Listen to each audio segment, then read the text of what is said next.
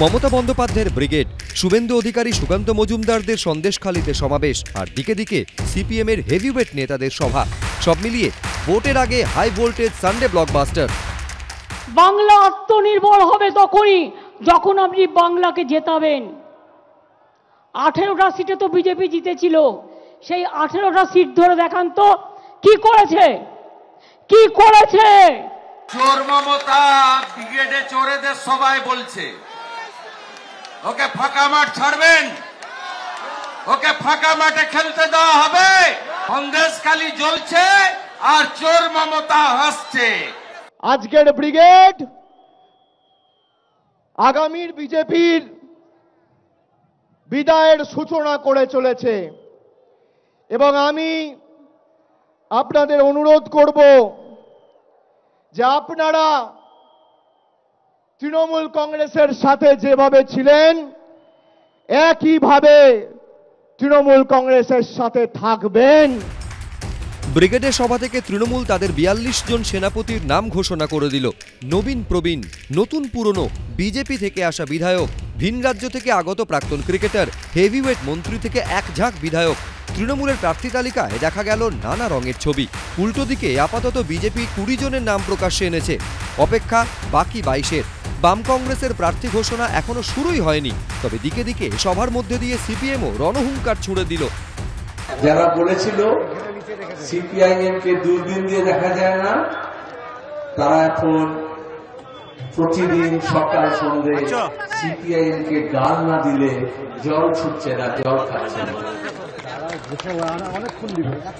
কেন বলেছিল সিপিআইএম কে দূরবীন দিয়ে দেখা যায় না?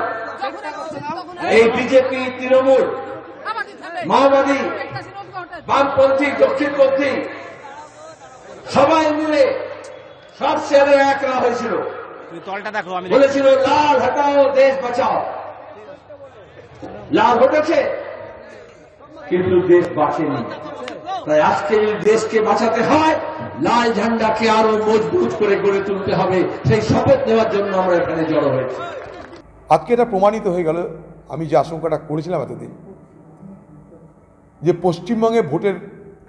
পশ্চিমবঙ্গের নির্বাচনে বিভাজনের রাজনীতিতে মোদি এবং দিদি উভয়ে তাদের সুবিধা দেখছেন। রবিবার ব্রিগেডের সভা থেকে 42 জন প্রার্থীর নাম ঘোষণা করে চমক দিল তৃণমূল।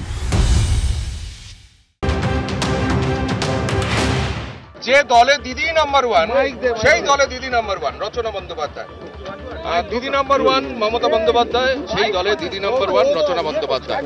এবং যোগ দিয়েই মাথা সরান, এটা কি ওই সেদিন অনুষ্ঠানে তার মানে 20 দলে তৈরি হয়ে গেছিল। কিছু জিনিস একটু গোপন থাকা ভালো, এসেছি এটাই নতুন থাকুক না। দিদির সাথে কথাবার্তা চলছিল, দিদি চেষ্টা করছিলেন, বলছিলেন। আমি একটুখানি দ্বিধাগ্রস্ত ছিলাম যে কাজ করে ঠিকঠাক সময় দিতে হয়, এটা কেমন একটা কাজ, সব জায়গায় তো সময় দিন। আমি যখন যেটা করেছি আমি সেটার মধ্যে 100% দেওয়ার চেষ্টা করেছি, কিন্তু দিদি যখন বলছেন তোমাকে আমার পাশে থাকতে হবে, তারপরে পর আর কথা নেই। তৃণমূলে যোগ কবে দিলেন, মানে তার আগেই প্রার্থী হলেন? তৃণমূলে যোগ কবে দিলাম? আজকে যোগ দিলাম, আজকেই প্রার্থী হলাম। না, মজা করছি, বাট মানে দেখো তৃণমূলের সমর্থক অনেকদিন ধরে ছিলাম, কারণ আমি নারীবাদীতে বিশ্বাসী, আমি নারী শক্তিতে বিশ্বাসী। আর যার মুখ্যমন্ত্রী একজন নারী, তার পাশে যদি রচনা ব্যানার্জি না থাকে তাহলে কে থাকবে? লড়াইটা মোদি ভার্সেস মমতা।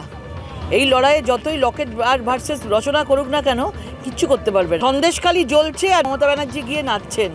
আর সেখানে যদি রচনা ব্যানার্জির সাথে আমি নিজে কাজ করেছি অনেক জায়গায়, আমরা দুজনে সহশিল্পী ছিলাম। সুতরাং যতই রচনা ব্যানার্জি ভার্সেস লড়াই লকেট বলুক না কেন, এটা কেউ মানবে না। মমতা ব্যানার্জি ভার্সেস আজকে মোদিজি। আমার মনে হয় যে 2021-এ যেরকম বাংলার মানুষ বলেছিল যে বাংলা নিজের মেয়েকে চায়, 2024-এ যাদবপুরের মানুষও সেটাই বলবে যে যাদবপুর নিজের মেয়েকে চায়। যাদবপুর বলা হয় সবসময় বামেদের একটা নাকি শক্ত ঘাঁটি, কোথাও গিয়ে কি সেটা একটা চিন্তার বিষয় থাকছে মাথার মধ্যে? চিন্তার বিষয় কোনো কিছু নেই।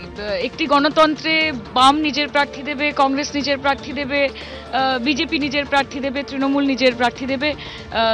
জনগণের রায় হচ্ছে শেষ কথা। আমি 3 বছর ধরে সংগঠন করছি, আমি অভিনেত্রী কম, সভানেত্রী বেশি হয়ে গেছি।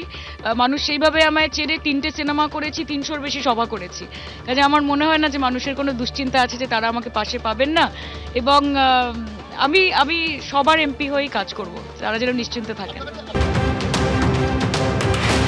দিদি, এই নিয়ে আরো একবার দল আপনার উপরে, দলনেত্রী অভিষেক বন্দ্যোপাধ্যায় প্রত্যেকে ভরসা রাখলো, কি বলবেন? থ্যাংক ইউ দলকে, দিদিকে, অভিষেককে যে আমার উপর আবার ভরসা রেখেছে। এবং বীরভূমে মানুষের প্রতিও আমি বারবার কৃতজ্ঞতা দেখিয়েছি এবং জানিয়েছি যে তারা আমাকে সুযোগ দেয় কাজ করার জন্য, এবং আমিও কাজ করি। ভালোবাসা নষ্ট করার মতন কোনো কাজ আমি করিনি, এবং ওদের সে ভালোবাসা এখনও অটুট আছে। এবং তৃণমূলের প্রতি মমতা ব্যানার্জির যে কাজ উনি করেছেন সরকার হিসেবে, সে কাজগুলোই মানুষ এত পেয়েছে, সুতরাং মানুষ এটা ভুলবে না। বারবার প্রধানমন্ত্রী আগেও ভোটে এসছে, ওরা আমরা বলতাম যে ডেলি প্যাসেঞ্জারই করছে, এটা আরও একটু আগে থেকে শুরু করেছে।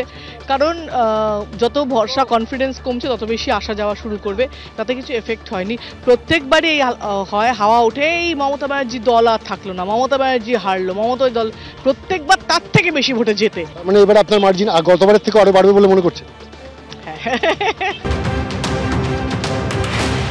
তৃণমূল কংগ্রেস এই সিট ছিনিয়ে নিতে পারবে? দেখুন, মানুষ তখন একটা ভুল বুঝে ভোট দিয়েছিল।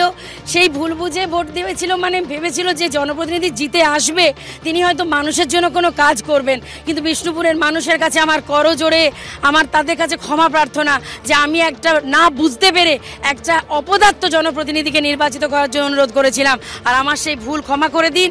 আর বিষ্ণুপুরের মানুষ আজকে 5টা বছর সেই লোকসভার প্রতিনিধিকে, বিজেপির এমপিকে একটা দিনের জন্য পাশে পায়নি। কি আমফান, কি করোনা, কি ফান, কি যশ, তাই জন্য বিষ্ণুপুরের মানুষ আর তাকে ভোট দেবে না। বিষ্ণুপুর লোকসভায় যদি কোনো রাজনৈতিক ব্যক্তিত্ব দাঁড়াতো, তাহলে রাজনীতিগত ভোট হতো এবং একটা কম্পিটিশন হতো, একটা এলাকার ডেভেলপমেন্ট নিয়ে আলোচনা হতো। কিন্তু বিষ্ণুপুর লোকসভা আমাকে মনে হচ্ছে অনেকগুলো রেকর্ড তো ভেঙেছি, আবার মনে হচ্ছে বিষ্ণুপুর লোকসভা পশ্চিমবাংলার মধ্যে সর্বোচ্চ ব্যবধানে ভারতীয় জনতা পার্টি জিতবে। সে জায়গায় পার্থ ভৌমিক না, দল তো আমাকে প্রার্থী করেছে, দল নিশ্চয়ই কিছু চিন্তাভাবনা করেই আমাকে প্রার্থী করেছে। অতএব স্বাভাবিকভাবে আমি চাইব যে সবাইকে নিয়েই আমরা একসাথে রাজনীতি করব, কারণ এই লড়াইটা কোনো ব্যক্তিবিশেষের লড়াই নয়। এনআরইজিএসের টাকা পাওয়া যাচ্ছে না, বাড়ির টাকা পাওয়া যাচ্ছে না, রাস্তার টাকা পাওয়া যাচ্ছে না, বাংলা বঞ্চিত হচ্ছে। এই নিপীড়িত বঞ্চিত মানুষের জন্য যে লড়াই, সেই লড়াইয়ে আমি অর্জুন সব পাশাপাশি থাকবো। হয়তো আগে ও এমপি ছিল, আমি এমএলএ ছিলাম, এখন আমি মন্ত্রী পদে দাঁড়াচ্ছি, ও নিশ্চয়ই অন্য কোনো সম্মানজনক কিছু একটা দল নিশ্চয়ই ওর জন্য পদের অদল বদল হলো। মমতা বন্দ্যোপাধ্যায় শুরুতেও বলেছিলেন যে আপনি এমপি হবেন, অর্জুন সিং মন্ত্রী। নিশ্চিতভাবে সম্মানজনক কিছু থাকবে। আপনার নাম বাদ গেল, কি বলবেন? কিছু না, দিদি মনে করেছেন, বাদ দিয়েছেন। দিদির হয়তো ভেবেছেন কি আমার থেকে যোগ্য ব্যক্তি পার্থ আছে, তাই দিয়েছেন। কোনো আমার কোনো অসুবিধা নেই। আপনি কি এটা আশা করেছিলেন? না, আশা নিশ্চয়ই করিনি, এটা একটু শকিং হলো। আমি ব্যারাকপুরকে বেছে নিয়েছিলাম, ব্যারাকপুরে বাইরে আমাকে যাওয়া বলে হয়েছিল, আমি ব্যারাকপুরে বাইরে যাব না এটা বলেছিলাম, ব্যারাকপুরই আমি লড়বো, হয়তো তার জন্যই বাদ হয়েছে। পার্থ ভৌমিক আজকে জানাচ্ছেন যে যেহেতু উনি সাংসদ হয়ে গেলে উনি মন্ত্রিত্ব ছেড়ে দেবেন, সেক্ষেত্রে আপনার একটা রাজনৈতিক ভবিষ্যৎ অন্যরকম হতে পারে, সেটা আশা কি? না, আমার ভবিষ্যৎ তো ও ঠিক করবে না। জীবনের প্রথম লড়াই লড়ছি, সবচেয়ে বড় লড়াইটা। তমলুককে একটু অচেনা ক্ষেত্র। দেখুন, আমি গোটা রাজ্য জুড়ে কাজ করেছি, গোটা রাজ্য জুড়ে দল আমায় কাজ করেছি, এবং গত বিধানসভা নির্বাচনে আমি সবচেয়ে বেশি ক্যাম্পেইন যে দুটো যদি লোকসভা কেন্দ্র হিসাবে বলেন বা কোন জেলা যদি বলেন, সেটা পূর্ব মেদিনীপুরে করেছি। পূর্ব মেদিনীপুরকে বিজেপি বলে থাকে শুভেন্দু অধিকারী গড়, ওখান থেকে কাঁথি, তমলুক, এই সিটগুলো বার করা খুব মুশকিল। দেখুন, আমি শুধু একটা কথা বলি, 2021-এর নির্বাচনে শুভেন্দু অধিকারী বলেছিলেন অবিভক্ত মেদিনীপুরের 35টা সিট, 35টাই তিনি জিতবেন। কিন্তু তারপরে দেখা গিয়েছিল সেই 35টা সিটের মধ্যে 26টা সিট তৃণমূল কংগ্রেস জিতেছিল। কার গড়? দেখুন, মানুষের গড়। কোনো নির্দিষ্ট ব্যক্তি বা ফ্যামিলির গড় কী করে হতে পারে আমি তো এটাই বুঝি না। আমার ধারণা এবার সাধারণ মানুষ তাদের টেস্ট বদলাতে চাইবেন, সাধারণ মানুষ অন্য কিছু ট্রাই করে দেখতে চাইবেন এবং সাধারণ মানুষ সত্যিকারের উন্নয়নের পক্ষে থাকতে চাইবেন। আমার উল্টো দিকে কে প্রার্থী আমার দেখার দরকার নেই। আমি জোড়া ফুলের সিম্বল মমতা ব্যানার্জির মুখ আর মানুষের ভালোবাসা নিয়ে যাব, আর আমার উল্টো দিকে যেই প্রার্থী থাকুক না কেন তাকে আমার শুভেচ্ছা থাকবে সমস্ত রাজনৈতিক দলের প্রার্থীকে। এবং শেষ প্রশ্ন, একটা জল্পনা যখন বিচারপতি অভিজিৎ গঙ্গোপাধ্যায় যোগ দিলেন বিজেপিতে, শোনা গেছিল যে উনি তমলুক থেকে প্রার্থী হতে পারেন। আবার বলছি নিশ্চিত নয়, একটা সম্ভাবনা শোনা গেছিল। কাজটা কি কঠিন করবে ওনার এই ইমেজ সদ্য বিচার ব্যবস্থা থেকে বেরিয়ে আসা? দুদিন আগে রাজনীতিতে যোগ দেওয়া একজন 61 বছরের ব্যক্তি মানুষের পাশে দ্রুত ছুটে গিয়ে পাশে দাঁড়াতে পারবেন, নাকি 5 বছর ধরে রাজনীতির ময়দানে কিছু কিছু করে শিক্ষা লাভ করা একটা 28 বছরের তরতাজা যুবক দ্রুত দৌড়ে গিয়ে মানুষের পাশে দাঁড়াতে পারবেন? বললেন না আপনি ফের প্রার্থী হলেন, আপনার উপর ভরসা রাখলো দল, কি এবারে বাউন্ডারি 4, গতবারে হ্যাটট্রিক ছিল, এবার বাউন্ডারি।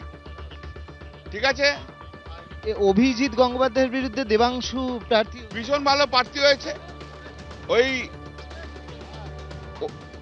দেবাংশুই পারবে গাঙ্গুলি খেলে গাঙ্গুলিকে হটিয়ে দিতে। আপনার এলাকায় আপনি তো এতদিন সাংসদ ছিলেন, কিসের বেসিসে আপনি প্রচার করবেন?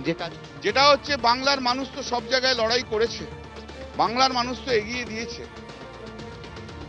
একটা নাম বড় কথা না, অভিজিৎ গঙ্গোপাধ্যায়ের নাম বড় কথা না। কোশ্চেন হচ্ছে বিচারক থাকতে থাকতে যেভাবে রাজনৈতিক সংযোগ রেখেছিল, সাথে মানুষের কনফিডেন্স, সবাইকার কনফিডেন্স নষ্ট হয়ে গেছে। ঈশ্বরের প্রতি যদি মানুষের বিশ্বাস যদি নষ্ট হয়ে যায় তাহলে মানুষ যাবে কোথায়? তেমনি বিচারকেরা, এদের প্রতি যদি মানুষের কনফিডেন্স নষ্ট হয়ে যায় কি হবে? গোটা দেশের বিচার ব্যবস্থাকে যিনি নষ্ট করলেন, যে বিচার ব্যবস্থার কলঙ্ক, আমি অনুরোধ করব তমলুকের মানুষকে সেই কলঙ্ক তাকে যেন হটিয়ে দেওয়া হয়। ভারতবর্ষের মানুষের কাছে যাওয়া উচিত, গদ্দার যেন বিচার ব্যবস্থায় না থাকে।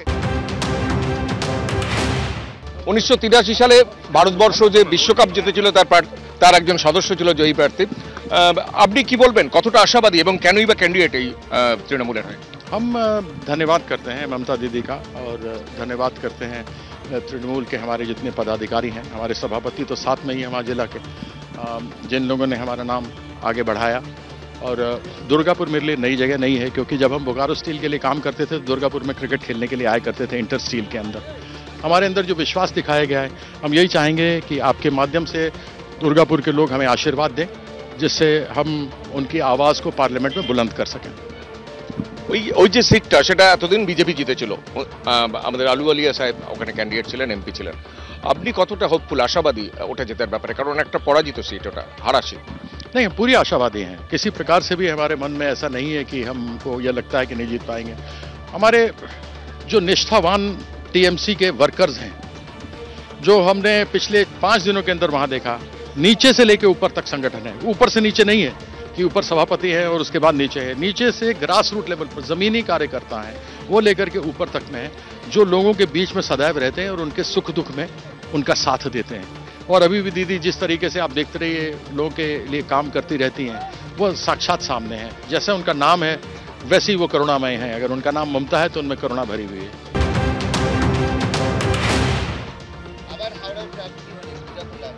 খুব আনন্দ হচ্ছে, খুব আনন্দ। মানে করেছিলাম, হ্যাঁ করেছিলাম। কেন, অভিষেক ব্যানার্জি এবং বিশেষ করে মমতাদি একটা জিনিস ছিল, বসুন চালিয়ে যাওয়া, গো অ্যাহেড, কোনো ব্যবসা নেই, চলো তুমি জানো আমি কোথায়, তুমি প্রথম দিন থেকে জানো। প্রথম ফুটবলার সাংসদ এখনও পর্যন্ত হয়নি। তারপর আমি তো ওইখানে দিদি বললো থাকার জন্যে, 14 সাল থেকে ওখানেই থাকি, পুরো হাওড়াতে, বাইরে আসি না। তো মানুষের কাজ করি, চেষ্টা করি যতটা পারি। যেখানে ওখানে আমি সিপিএমও দেখি না, বিজেপিও দেখি না। ওখানে কলেজখালী এবং এই দুর্নীতি বিভিন্ন অভিযোগ যে উঠছে, তার পরিপ্রেক্ষিতে এবারের লড়াইটা কীরকম? কিছুগুলো বানানো, সব কিছুই বানানো। আমাদের পার্টিকে ছোট করা যাচ্ছে, আর আমরা হাওড়ায় আছি, হাওড়ার মানুষ সবসময় আমাদের সাথে, এবং তুমি দেখেছো আমরা সারাক্ষণই কাজ করি। অতএব আমার মনে হয় আমাদের হারানো মুশকিল হয়ে যাবে।